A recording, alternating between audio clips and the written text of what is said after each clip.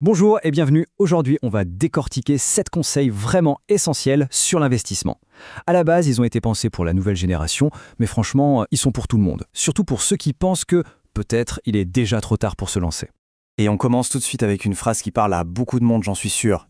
L'idée ici, c'est de laisser de côté le jargon compliqué. Non, on va aller droit au but. On va se concentrer sur ce qui concrètement fait la différence entre le succès et, les difficultés. Et ça nous met direct face au problème numéro 1. Le plus gros piège en fait. C'est quoi? C'est cette tendance à attendre. On attend le moment parfait, le bon alignement des planètes qui, on le sait tous, n'arrive jamais vraiment. Alors voilà le programme pour aujourd'hui. D'abord, on va parler de ce fameux piège de l'attente. Ensuite, on verra les bases, les trucs vraiment incontournables. Après ça, on parlera de l'état d'esprit de l'investisseur, puis comment faire le tri dans tout le bruit médiatique, et on terminera avec le message essentiel à retenir de tout ça.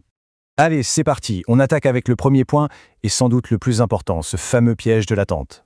Et là, on voit tout de suite une opposition très claire. D'un côté, on a l'attente d'avoir une grosse somme, d'avoir tout compris, et de l'autre, on a l'action, même une petite action.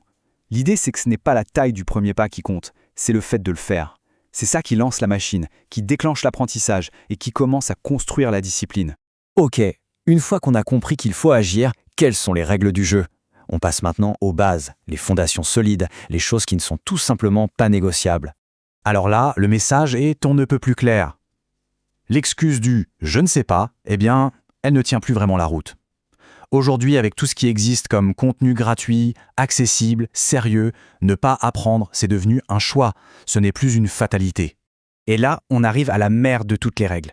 C'est une chaîne logique, implacable. Premièrement, pas d'excédent, c'est-à-dire pas d'argent mis de côté à la fin du mois, pas d'investissement possible, c'est mathématique.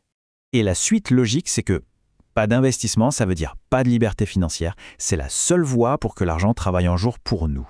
Voilà pourquoi la conclusion est simple, brutale, mais tellement réelle. Il faut d'une manière ou d'une autre dépenser moins que ce qu'on gagne. C'est le point de départ de tout, il n'y a pas de secret. Un autre point fondamental, et qu'on oublie souvent, les frais. C'est un peu l'ennemi invisible qui grignote la performance sur le long terme. D'où l'importance de bien faire la différence entre, disons, les banques traditionnelles qui ont souvent des frais cachés et élevés, et les courtiers spécialisés dont c'est le métier et qui sont conçus pour optimiser ses coûts sur des décennies. Et pour finir avec les bases, voici la combinaison gagnante.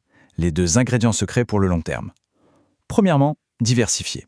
C'est la base pour ne pas mettre tous ses œufs dans le même panier et donc pour réduire le risque. Et deuxièmement, automatiser. Pourquoi? Pour sortir l'émotion de l'équation. C'est le meilleur moyen de ne pas prendre de mauvaises décisions à chaud.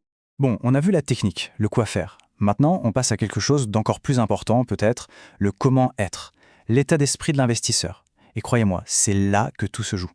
Alors, imaginez la situation. Le portefeuille est à moins 15%. Panique à bord? C'est la question essentielle. Parce que le vrai test, ce n'est pas quand tout monte, c'est la réaction face à la baisse qui définit l'investisseur. Et face à ça, il y a 2 chemins. Soit c'est la panique, souvent ça arrive quand on a pris trop de risques sans s'en rendre compte, et là la réaction c'est de vendre au pur moment et de tout abandonner. Soit c'est la sérénité. Ça vient quand on connaît son profil de risque, qu'on sait que les baisses font partie du voyage et qu'on garde le cap. Et c'est ça qu'il faut vraiment intégrer. La performance sur le long terme, ce n'est pas de la magie, ce n'est pas un coup de chance, c'est la récompense. La récompense pour celles et ceux qui tiennent bon, qui ne cèdent pas à la panique. Très bien, maintenant qu'on a le bon état d'esprit, il faut développer une autre compétence cruciale, apprendre à éteindre le bruit ambiant. Tout ce brouhaha qui nous empêche de nous concentrer sur l'essentiel. Et un des plus grands bruits, c'est cette confusion entre investir et entreprendre. Investir, dans le bon sens du terme, ça devrait être presque ennuyeux, passif. On garde son job, on met de l'argent de côté régulièrement et on laisse le temps faire son œuvre. Ce qu'on voit souvent, le trading actif, les montages d'immobilier agressifs, ça c'est autre chose. C'est un travail à plein temps. Parce que, soyons clairs, trop d'informations, ça crée trop d'émotions. Et trop d'émotions, ça mène à de mauvaises décisions. Les médias, les réseaux, leur business, c'est de créer de l'émotion. Consulter son portefeuille tous les jours, c'est la meilleure recette pour prendre des décisions inutiles et souvent destructrices. On arrive maintenant à la conclusion, au message qui synthétise vraiment tout ce qu'on vient de voir. C'est quoi, au fond, l'investissement? Alors voilà, le vrai message à retenir, c'est qu'investir, ce n'est pas une question d'être plus malin que les autres, d'avoir de la chance ou d'être riche au départ. Ça, c'est le mythe. La réalité, c'est que investir, c'est comprendre les règles de base, prendre une décision et surtout tenir cette décision dans le temps. C'est un processus. Et la meilleure nouvelle dans tout ça, c'est que ce processus, eh bien, ça s'apprend.